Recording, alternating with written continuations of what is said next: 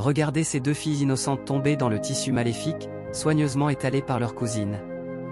En un clin d'œil, elles se transforment en deux boissons mystérieuses. Mais il restait encore Davina et sa petite sœur, les seules à ne pas être tombées dans le piège. La cousine, comme possédée, leur ordonne de descendre, mais les deux petites se reculent, effrayées. Davina reste ferme, mais sa petite sœur commence à pleurer de peur. La cousine, de plus en plus insistante, répète sans cesse, d'une voix sombre, de sortir. Après quelques bousculades étranges, Davina lui envoie un feu spirituel, un véritable pouvoir divin, qui la pousse à entrer dans la pièce où se trouve Davina.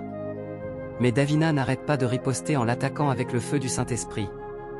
La cousine la touche, mais une énergie céleste la traverse. Elle continue à ordonner à Davina de monter sur le tissu maléfique, mais le mal est démasqué.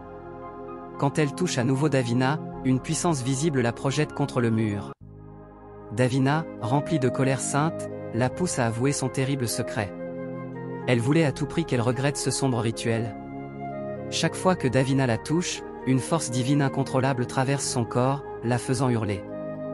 Davina lui envoie encore le feu sacré et cette fois, la cousine ne peut plus résister, elle tombe au sol, vaincue, et Davina lui jette un sort puissant.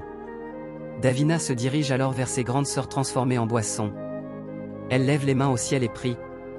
Je déclare, au nom du Tout-Puissant, que toute malédiction, tout acte de sorcellerie qui vous a transformé, soit détruit et brisé au nom du Tout-Puissant. Amen.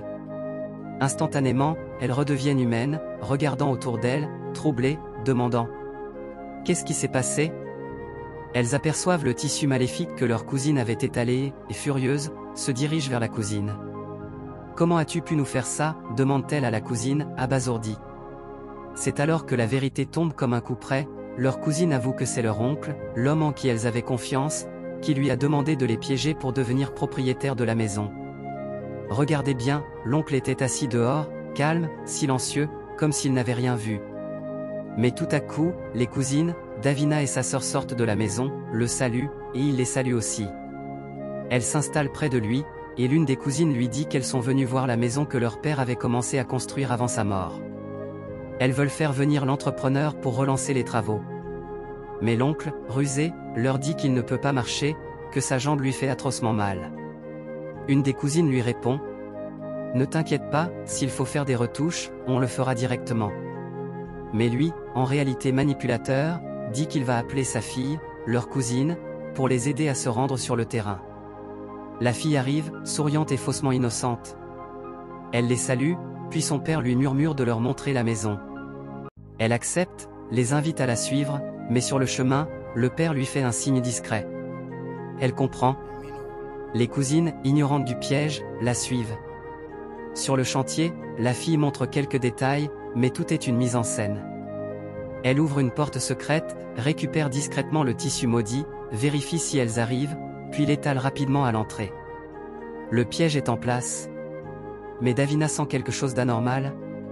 Elle l'arrête net et dit « Lève-toi ». Et tout le monde se retrouve soudainement chez l'oncle. Là, Davina se tourne vers lui et, enflammée par une puissance divine, lui ordonne de dire la vérité. Elle envoie sur lui le feu du Saint-Esprit. L'oncle finit par avouer. « Oui, je voulais prendre la maison. C'est pour cela que j'ai tué votre père et j'aimerais aussi le faire pour vous. » Mais trop tard, le mal s'est retourné contre lui. Et devant tout le monde, lui et sa fille deviennent fous. Abonnez-vous et partagez cette vidéo pour ne rien manquer des révélations à venir.